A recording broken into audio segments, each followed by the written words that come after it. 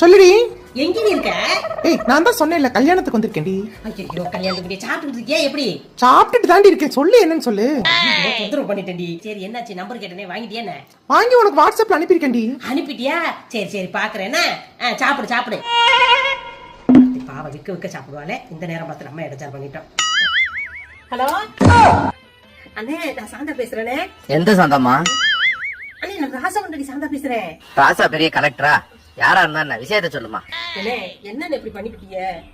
மூணாவது மனுஷன் சொல்லிதான் உங்க மக கல்யாணம் எனக்கு தெரியணுமா?